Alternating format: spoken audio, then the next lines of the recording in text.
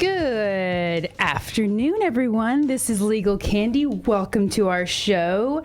Today's show is the final verdict from Trial of the Century to the legacy of O.J. Simpson. And the reason why we are talking about him today is because O.J. Simpson has died.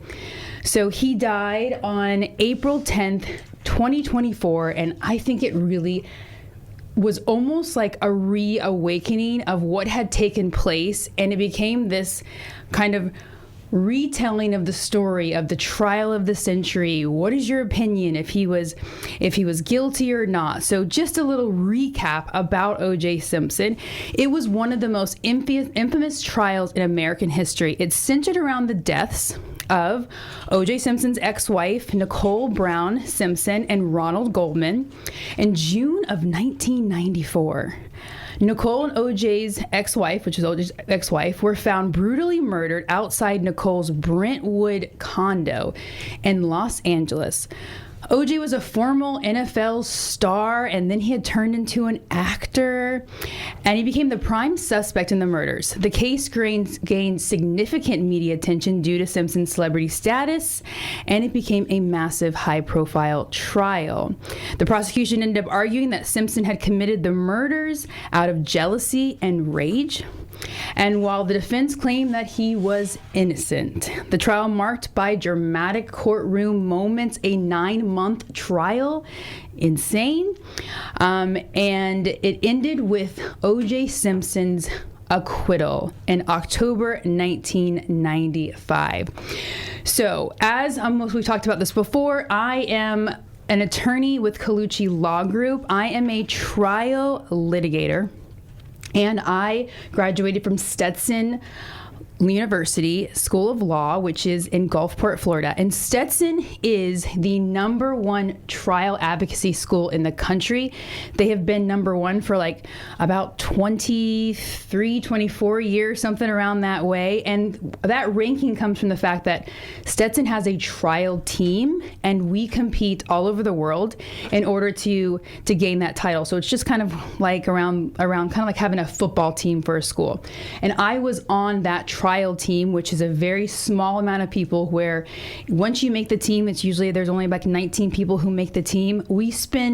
Whenever you're not in school, we spend the entire time being trained by the best people in the world on trial litigation. So O.J. Simpson's trial is one of those things where you would be remiss to say that it didn't come with some of the best trial litigators that were defending O.J., not just because of his financial status, but definitely because of the high profile status. The case was huge. So it brought out the best of the best attorneys. And so through my training, some of the things that we've learned and are some of the strategies that were used during the O.J. Simpson trials are tried and true strategies that we have learned how to do and that I continue in my everyday practice. So just side note, we did have a trial last week, and we won that trial. And I've taken all of those things I learned from trial litigation, from Stetson, and from some of the experts. F. Lee Bailey. Is one of the famous cross-examiners, and I studied his way of cross-examining in law school, and I use it until this day. And he was one of the attorneys for O.J. Simpson's dream team, is what they call it. So we're going to kind of just take apart what happened during that trial of the century, so you guys can really understand what was the evidence that existed and what happened during that trial that really just separated America. So stick with us and we will delve into it. So first let's talk about his death. So O.J. Simpson has died of cancer at 76 years old. And this is just one of those things where, like, once again, everyone was taking a side between people being, sad that he was dead to where people were literally applauding the death. I mean, I saw a news article that was just like the day after that was pretty much like the headline was like, "This morning O.J. Simpson wakes up in a sauna box." And so, and it's weird to remember he was found not guilty, right?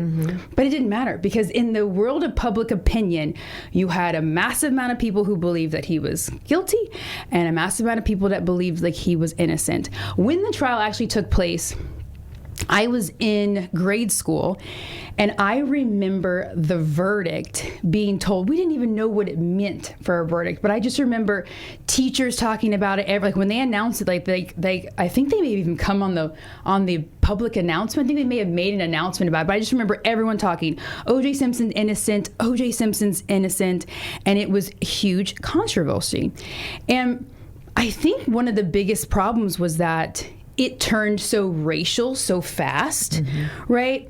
At the very beginning, O.J. Simpson is, by all accounts, he was this famous athlete, and he was the #1 draft pick in 1969. He was picked #1, so he was always considered the superstar. Then he played for the Bills, and then he played for the San Francisco. So people really talked about O.J. Simpson being this like African-American idol. He has a Heisman Trophy winner. And so he was like the idol for the African-American community.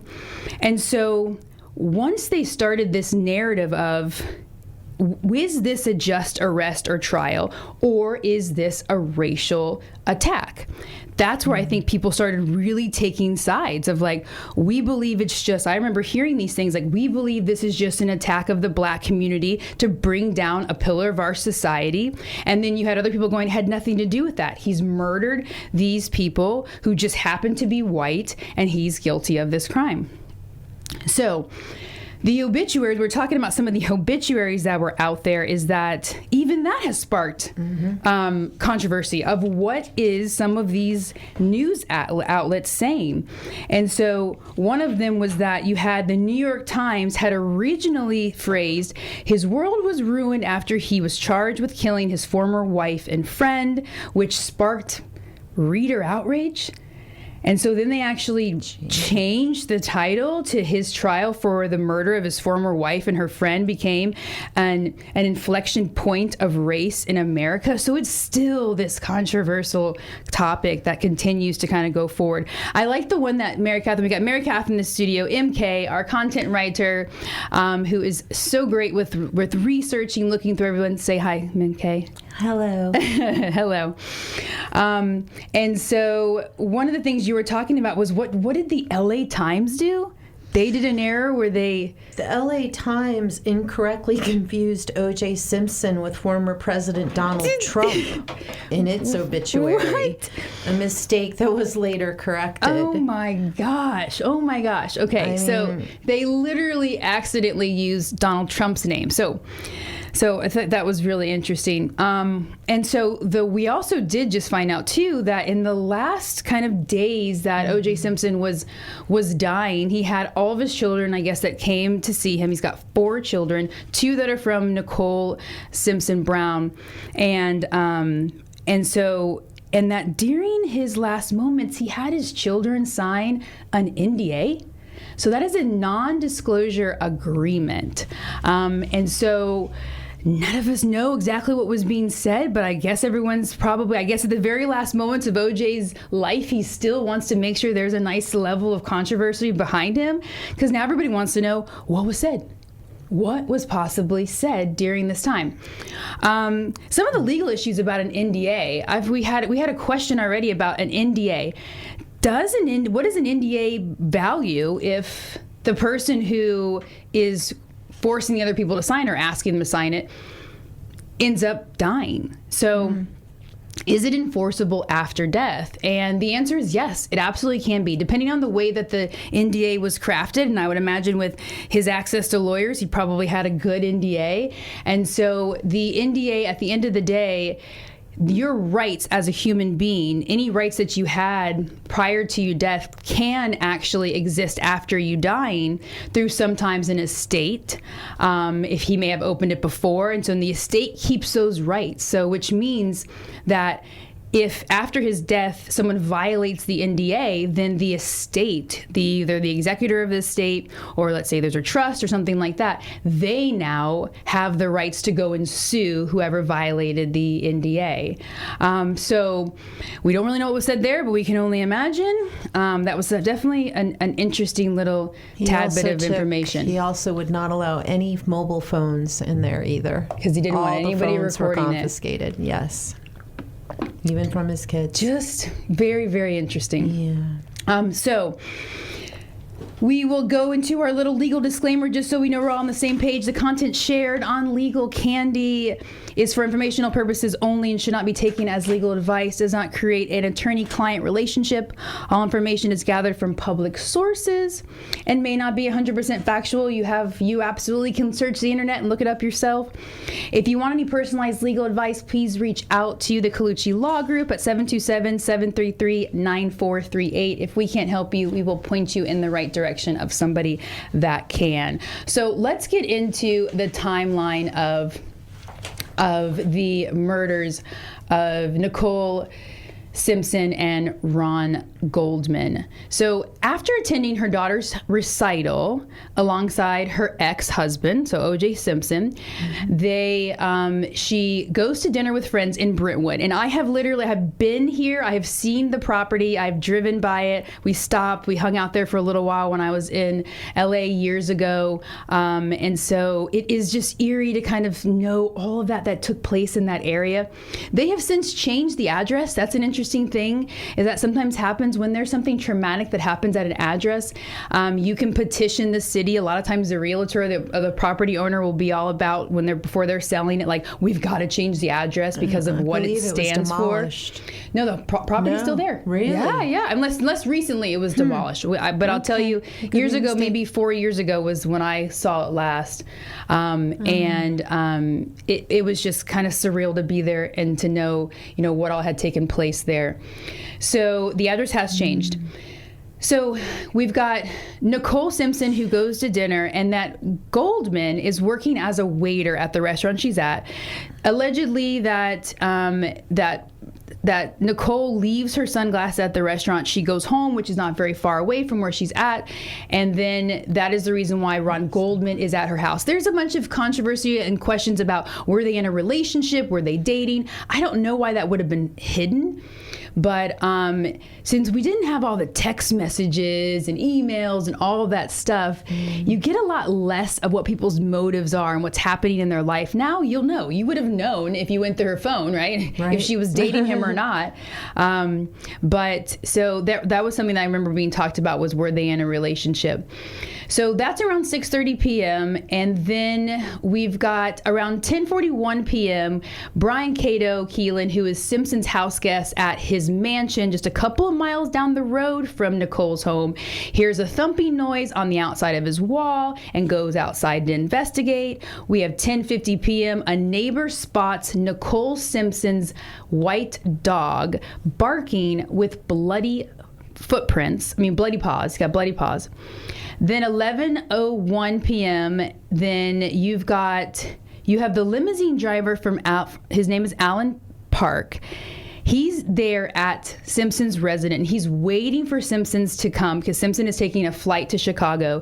So he says that he's waiting there since 10:25 p.m. That will become very important later on that timeline. But he says he knocked and nobody answered the door, so he just continues waiting because he ended up getting there early.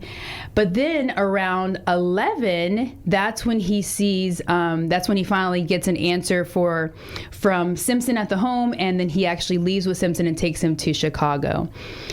About 12:10 a.m. is the dog leads neighbors to the dead bodies of Ron Goldman and Nicole Simpson, which lie near the gate in her residence. I'll tell you the way that it looks is they're actually little condominiums, but it's very much like a little maze. So if you walked up to the property right now and you looked at it, you can't really even see how many units there are because they're very, very coveted and hidden. Like, she had her own, like, pretty much like cement cement walls that kind of hid her in. Then there's a little mini gate to walk into the little condos, and then there's a gate, I think, in front of her home. And then you'd walk, after you go through the gate, you'd walk a little walkway, and then there's the front door. So if you're standing at her front door, you can't see what's going on unless you happen to walk in front of her little gate area. So her next door neighbors, even though it's a condo and you usually think, oh, everyone can see what's happening, it's built to where you can't see it. So if you're next door neighbor, you can't see at all what's going on in her residence unless you happen to walk right in front of her door. So that's around 12:01. So the police get there and they see this bloody scene. It is horrific. You've got the beautiful Nicole Simpson, blonde hair, just gorgeous, and she has been just mutilated, stabbed several times. Her throat has been slashed, and it has been slashed down to she's almost decapitated. And then also Ron Goldman, he also has been stabbed and his throat has been slashed. There is blood everywhere within, from the front door to kind of this walkway area that's, like I said, it's hidden. There's blood in several different spots. It's all over. They're covered with blood. And so right after the police start their investigation, you've got 4:15. Simpson checks into the hotel in Chicago. So he's already gone. He's on a plane. He's already now in Chicago. 4:30 a.m., the police arrive at Simpson's mansion to inform him that his ex-wife has died. And when they get there, that is where they discover the blood-stained Bronco, the famous Bronco that will become the center of all of this, of the beginning of this, I would say at the beginning. And then they find a bloody glove. And that matches the one that they state that they found at the crime scene near Ron Goldman's body. So with that, we're going to take our first break of the day, and stick with us because we will go through more of the timeline and tell you about why do we think that OJ walked away. Okay, so when the police get to OJ's house, they are looking for... They really are going there for OJ, but they use it as an opportunity to potentially start doing some searching and looking around. One of the things that is interesting about the way the rules of evidence work is that when they get there and they see the Bronco, they start investigating the Bronco, and they say that they see a blood, like a fingerprint that looks like a bloody fingerprint. So when people go, hey, where's your warrant? That's like some people think, cops can't search unless there's a warrant. Yeah. Unless there's certain called extenuating circumstances. That allows an officer to now go forward and search when even though they don't have a search warrant. And one of the extenuating circumstances, which is very interesting, is if you believe as the officer that somebody is potentially hurt. So giving you an example, if I walk up to your door right now and I'm an officer and I don't have a warrant and I'm asking you questions, and then all of a sudden from the back room I hear, help, help, help.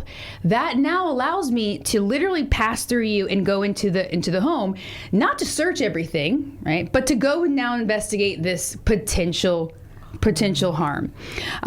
So we know we get that gets abused sometimes, but that is one of the first rules of evidence that ends up happening during this investigation, was that they use that one fingerprint, the bloody fingerprint, to go, maybe someone's hurt. Right. So we've got to get in here and figure it out. So that allows them to literally start opening the gates. They start climbing the gates, helping other officers in. And that's when they start walking around the residence.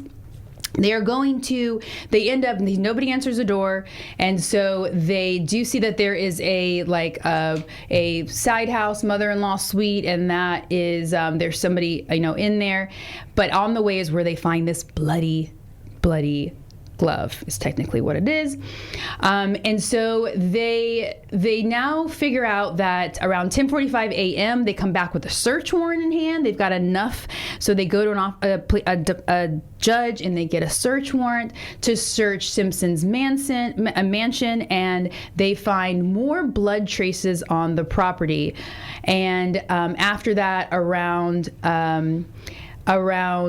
12 p.m., that is when OJ returns back to the mansion, and that is where he ends up being handcuffed and taken into police station for questioning. They have enough at that point. They've got blood. They've got a bloody glove that matches the glove they have on the scene. They feel like that gives them enough in order to take him into custody to now question him. And so this happens relatively fast at that point in time.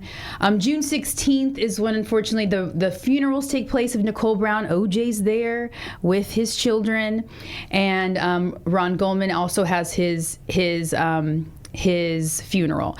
So then when we get to the Bronco chase, is that what happens there is that a lot of times, sometimes when you lawyer up, so he lawyers up. I think the first lawyer he gets is Robert Shapiro. That becomes his attorney, and he starts off with Howard Weitzman, and then Robert Shapiro takes over.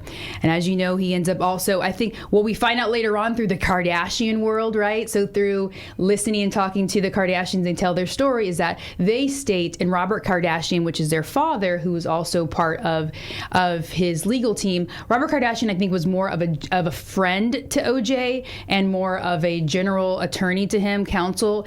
He's not necessarily a trial litigator. He does join this team, but allegedly he does go to Robert Kardashian's house, and we find out later on that some of the children remember when he was there, and that there was some argument that they've heard, that OJ was very scared about what was taking place. And so based on that, the police department has all they need, they feel, in order to charge him. So they've charged him with the 2 counts of first-degree murder for the deaths of Nicole and Ron.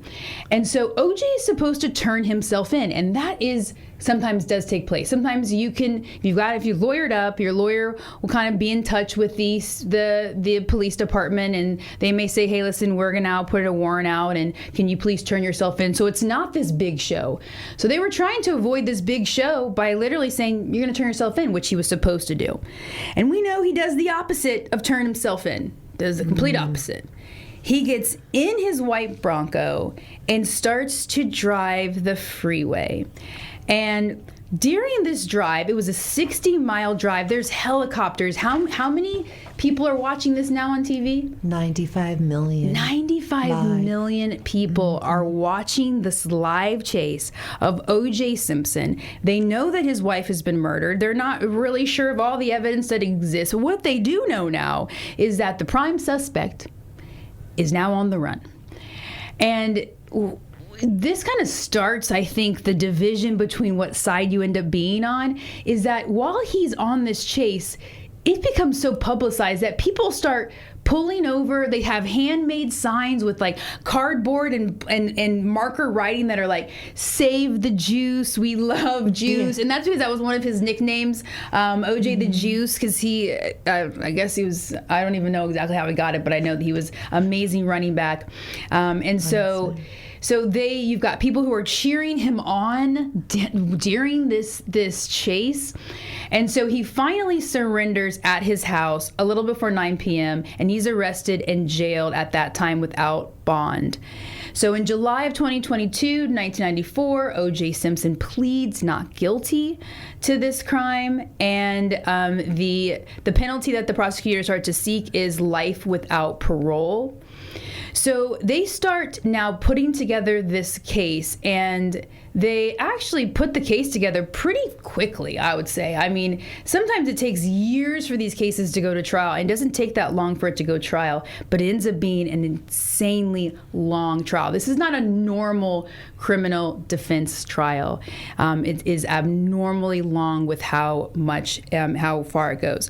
So when we talk about his dream team of attorneys, at that point in time, O.J. Simpson he's been retired from football. I don't know what his net worth was at that point in time, but he gets this team that it's not just based on who he was and how much money he may have had. It really comes down to majority of it of how big of a profile every attorney knew. Every attorney who's potentially going to join this team knows that they are going to go down in history. That was a given. That they were going to automatically become an expert in the area. They could write books. They could be done movies, documentaries, everything. So that always brings out great attorneys and also attorneys that are willing to work for almost little to nothing because they know the publicity they're going to get afterwards is well worth their time to put into this case. Same thing with like Casey Anthony. Casey Anthony never paid for her attorney. He came forward knowing how big this case was that he was like, I'll do it for free. I think later on they fought about what free really meant, that maybe she gave up some sexual favors. I remember hearing some of that allegedly. But he was willing to come forward because of the publicity behind it, which did not disappoint. This publicity became massive for every attorney involved. It changed their life. For the defense, it changed it in a way that was very, very remarkable and lucrative for them. And for the prosecution, it wasn't all the same because of what happens during the trial. So the trial starts June 24th, 1995, and they end up choosing a jury of, so we got 12 people on that jury because we're talking about first degree murder. And so the jury ends up consisting of, and this is always interesting because remember, I always say jury selection is so important. It is so important during that jury selection that their attorneys are asking questions of the potential jury members in order to pick the jury that you believe is going to match potentially what you're trying to show them afterwards during the trial. So the final of the jury, the people on the jury are, so it ends up being 8 African Americans, 8 African Americans, 2 Hispanics, 1 half Caucasian, and the other one's half Native American. And then there's 1 Caucasian female. So you're talking about, I think this is the situation like that. And let me tell you, one day we'll go into how complicated jury selection is. There's an element of jury selection where the attorneys are participating, asking questions, deciding who they want to strike. They only usually get to each strike so many people. But it really comes down to fate. Fate is the way that when the jury sets up, I get so many strikes, they get so many strikes, and depending on who's sitting where will kind of be a huge determination of who ends up on the jury. So it really is fate. So the fact that it ends up with 8 black people on this jury ends up playing a huge role in the defense that O.J. Simpson puts up, because their biggest defense and their strategy really centered around racism. Huge with racism and the fact that they believe that this was a mishandling of justice, that the police department didn't do their responsibilities with collecting evidence and those kind of things. So the jury gets selected and they start the trial of the century. It is televised and everyone watches. I think the world stopped. And it really went on for days. So I can imagine, I was too young at the time to really tell you what took place day to day, but I know everybody remembers what was all taking place, getting updates at the end of the day of like what had happened that day, and everybody's talking about it by the water cooler and taking those positions. And it was very dividing, racially dividing. And no one really even knew what all the evidence was, because you get some of it out in public opinion, but not everything ended up coming out until really the trial. And during the trial, not even everything ended up coming out. But you have people who were taking sides, and this really became kind of a race division when it really came down a lot to the evidence and the unfortunately, some of the missteps of the police department. So let's get into some of the key evidence that took place. So the prosecution goes first. So the prosecution puts on their case.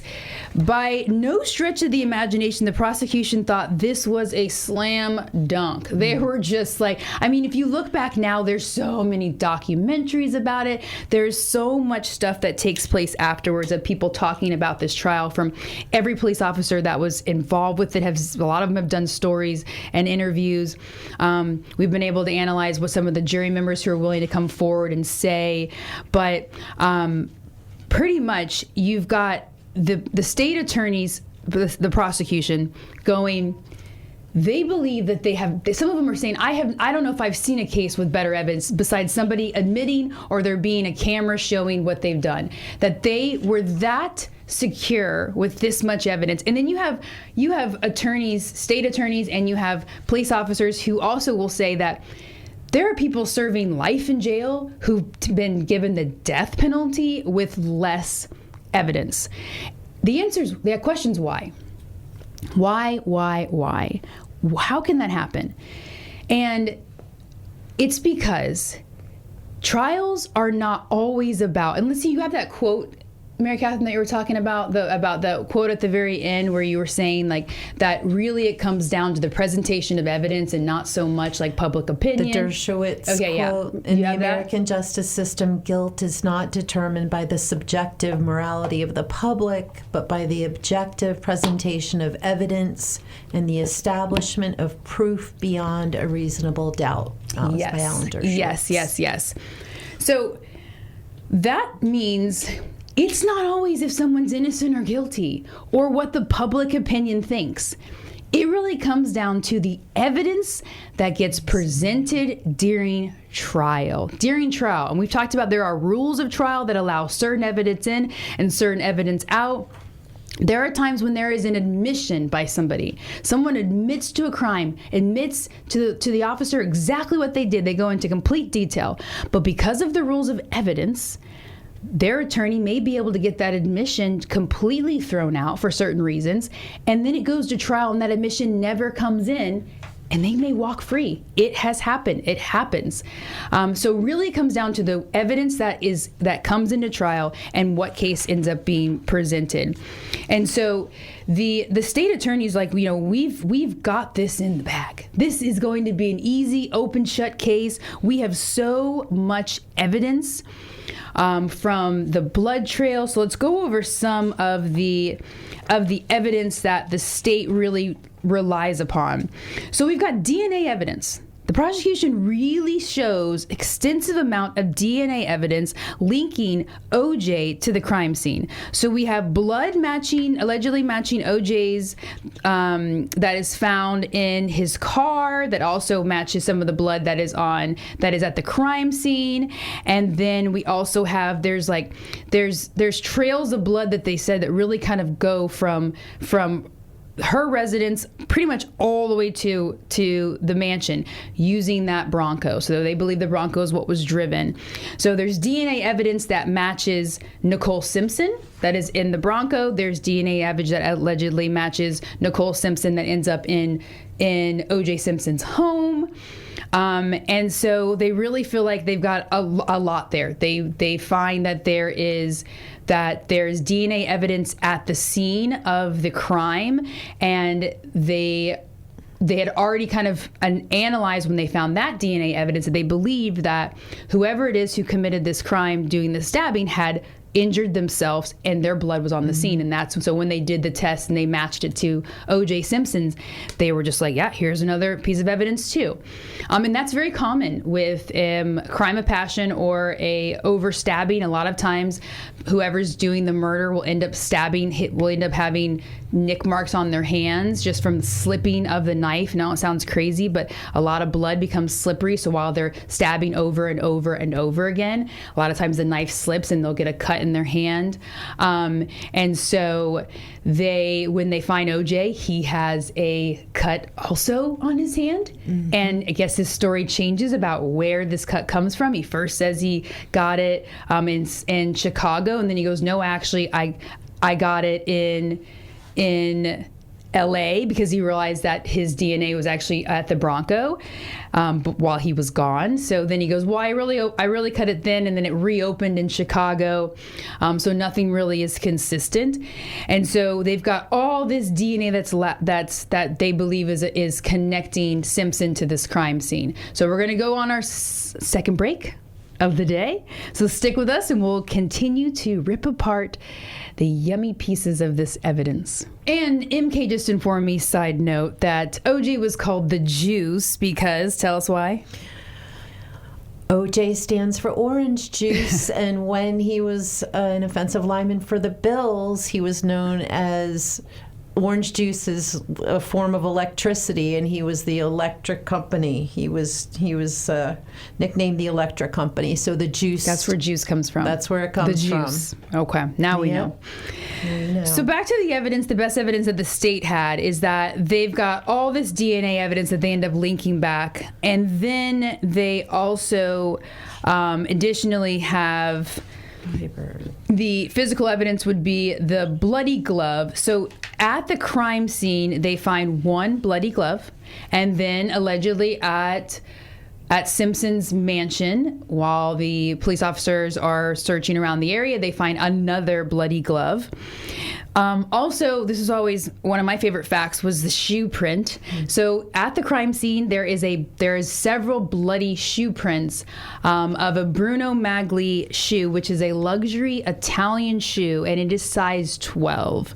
And so that is not a very common shoe. I mean, in the area, because it is you're talking about LA, Brentwood area, it's much more common there, but the size 12 is probably one of the most uncommon parts of it. Is we're talking about that is a nice size shoe, and it also matched O.J. Simpson's shoe. And this little piece of evidence just talks about how when an investigation starts, how far back they can go sometimes, is that they were never able to actually find the Bruno shoe that OJ owned it. I think there ended up being a photo of him maybe wearing the shoe, but there ends up being an interview with a Bloomingdale's salesperson that they state that in the 1990s, the early 1990s, that O.J. Simpson had come in and had tried on that shoe. So interesting how it all kind of connects back together. So you've got a shoe that probably is something that he may have worn in a size that definitely fits him. The timeline of everything that takes place, they believe, the state attorney's office believes that it all lines up, that he had enough time to murder Nicole Simpson and Ron Goldman and make it back to the house, because he wasn't really available. He wasn't answering the door right when the limo driver was there, but he then eventually answers the door, and so that was enough time for him to kind of get there and get everything situated, and then leave. Then the motive and history of domestic violence, this was really heartbreaking, was they even play it during the trial.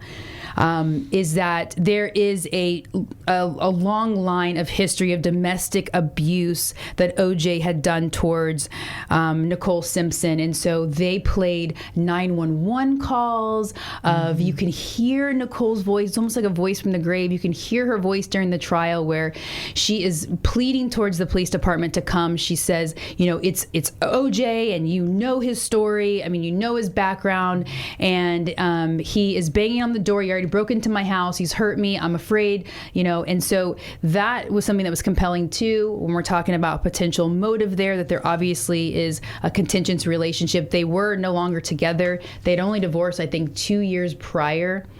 And so that was part of their motive. And the fact that they even were able to show that he had been in her house, broken into her house, had committed abuse to her. She had family members who testified to the extent of the abuse. There were photos the police department had of prior incidents of physical abuse where her face was all bruised up. And there was fiber evidence. So they also had found fibers in the Bronco, and they said that the fibers from the clothing matched Nicole Simpson. And then we have the attempt to flee. That was huge too. I tell people all the time, if you try to flee, that is always used heavily by a jury a lot of times, that you would only run if you were guilty. And during his running, he also leaves a note and is saying things like, I hope they remember me for something better than this. I want to be with Nicole. Like, very much it's seeming like, I don't know if you're innocent, if that's really what you would be doing. And at that point, he had just been charged, and I don't think he even knew all the full evidence that was against him. His note said, I've had a great life, great friends, and please think of the real OJ and not this lost person. Jeez. So that's what he says while he's attempting to run and not turn himself in.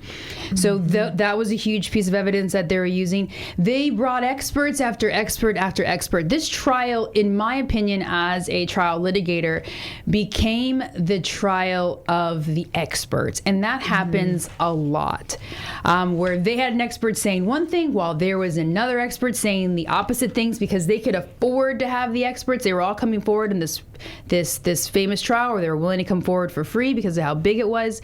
So it became down to this nitty gritty of these experts and calling into question the state's witnesses.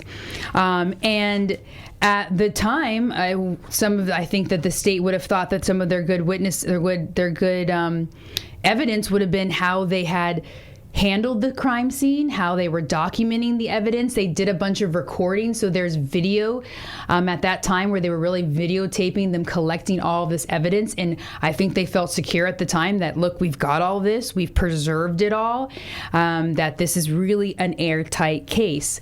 And they slowly find out that is not the case at all. So when a defense starts their case, what the idea, so the prosecution goes, state attorneys go, that's who they are, you can call them state attorneys or prosecutors. They put on all of this case and all of their witnesses testify. They've got their experts out there. And at the same time, the defense gets to now cross-examine them and call into question the credibility of each person who's testifying. It's the credibility of the person saying it or the credibility of the investigation. And O.J. Simpson's defense was not just about the racism, but it's also going to be a lot about the fact that they believe that you cannot rely on this evidence because it wasn't collected correctly. It wasn't preserved correctly. And those are legitimate things to call into question. And I don't think, for the life of me now that you're hearing it, you've heard it afterwards so many times, no matter how prepared an attorney is for trial, I don't think that they were fully prepared for the extent of the impeachment is what we call it. So impeaching someone is to really call out their credibility in a way that you have evidence that contradicts that. So the defense did a really good job of calling into question things like how they collected the evidence. Right. So that was one of the main things is like they had a big witness. The state attorneys had a big witness on who's talking about that, oh, they collected it right. And he asked a question. I think the question was, did you use gloves to collect this evidence, which gloves need to be worn at all times. There is a high level of contamination that can happen in collecting of the evidence. And so those are some of the questions where, did you wear gloves? And this expert on the stand for the state attorney's office said, yeah, I wore gloves. And right there, they impeached him because they had video evidence that showed that he didn't wear gloves the whole time. And so this was really the idea of the defense, was to really continue to question the credibility of the way that they collected the evidence, where they put it. One of the things is they said that, listen, you guys took this evidence and put it into a plastic bag and you put it into a van that wasn't turned on, that sat there in heat for hours. And so they continuously had their own experts who were saying that can contaminate it, that can make it to where it's not reliable. But I did there was one police officer who was in an interview that I watched who literally was just, you could tell how appalled some of these people were that it didn't come back with the guilty verdict. Is he said, listen, even if we didn't collect it correctly, we have test results that show that this DNA is O.J. Simpson's DNA. It was like, the only way it couldn't be is like 1 in, I'm trying to even think of what the number was. It was something remarkable to where it was like, is there any way that it could not be O.J.'s blood? And it's the only way it's 1 in a billion that it could be somebody else's. But is blood. that reasonable doubt? So we'll talk about reasonable doubt, that's the burden that they have to show. No, I would not say reasonable doubt, and we'll talk about it because we're running out of time today. We're going to talk about it next week. Is you take every doubt that are reasonable, and the state's burden is to overcome each of those doubts. But they have to be reasonable. And that is always where sometimes the jury gets a little bit confused about how that burden works. It's not every crazy doubt. If I tell you right now, what are the odds that this blood is not O.J. Simpson's? And I said to you it was 1 in a billion. That's not reasonable. It's not reasonable for you not to believe that that is O.J.'s blood. Now, if you don't understand how the burden works, you may listen to that and go, well, that's a doubt, and they didn't overcome it. It's 1 in a billion. But the word in front of doubt is reasonable. That is what the jury is instructed in criminal cases. That's what the law is that it's beyond all reasonable doubt, not just every doubt. And that's usually the most confusing part, is that our jury will go, and this will be an example, is that maybe the defense goes, oh, well, and I almost wanted to say, oh, maybe it's aliens. Now we know. Right. Now we know by evidence that that's probably possible. But let's just say it was something more outlandish of, oh, maybe it's because time started moving backwards. Well, that could be a doubt, but it's not reasonable. You can't reasonably believe that time started moving backwards. So you're not supposed to take into account that doubt. If that's your doubt, you should erase it, and you should still go forward with finding the person guilty of this crime. So that is usually where one of those issues you really kind of come into the jury understanding reasonable doubt. And that may have been a huge area here of really understanding what a reasonable doubt was. So the defense really rips apart the way the evidence was collected, how it was preserved, and where they got the evidence from. So one of the pieces that I thought that was interesting is that some of the most important evidence about this blood was that they found a bloody fingerprint that was at the gate of Nicole Simpson's home. So there's a bloody fingerprint near the gate.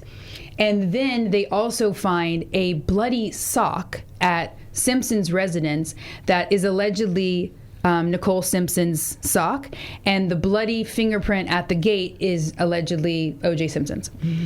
So those two were really important kind of pieces of evidence that really kind of ties it back together. If his socks at his home have Nicole's blood on it, then it's really likely that we can all tie this back to him.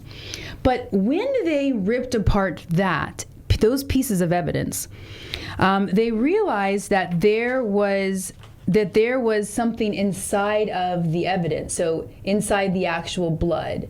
And it is called EDTA, was in the blood that's at the gate and the socks. And it's a chemical to preserve the blood in the lab, okay? They also found that fingerprint on the gate 3 weeks later. So 3 weeks later, when they're going back to the crime scene, the police department finds this fingerprint. So those are some of the things that start weighing on the jury to think, do they believe the defense's defense, which is not just that this was racism and bad policing, but also that we believe that because of their racial discrimination, that there is evidence that was potentially planted them, that they believe that Mr. Mark Furman becomes huge. He becomes the star at this point at the end of the day, not really knowing that. He ends up being the police officer who is kind of first to arrive on the actual crime scene. Yep. And he also is one of the first officers to go to Simpson's actual residence.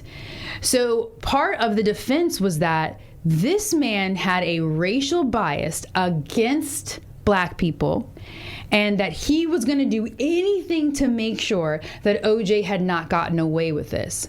And so they believed that the fingerprint was potentially placed there. And so based on that, as they said, they found that chemical in there, and that chemical only would have been in there from the blood that had already been taken from OJ, that had been brought back to the lab, that had this chemical in it, and now that's the blood that magically appears 3 weeks later. The same thing with the sock. The sock, they had an expert who ripped apart the sock evidence. The state attorneys are saying that the sock evidence shows that that Nicole's blood is splattered on the sock. So their theory was that O.J. Simpson had these shoes on with the sock, and that as he's murdering Nicole, the blood spatters onto his sock. And they have an expert who rips it apart who says, actually, no, that's not what took place, because had he been wearing the sock when the blood came on there, the blood would have actually gone into the little particles, and it wasn't in the particles of the sock. It actually had been wiped on the outside and had that chemical in it. So they believed that was placed there. So we are all out of time for today. Stick with us and come listen to us next week as we give you some more little sweet nuggets of what took place in the O.J. Simpson's trial to really show how inevitably they ended their closing argument with, if it doesn't fit, you must acquit, and they found him not guilty after all of that evidence.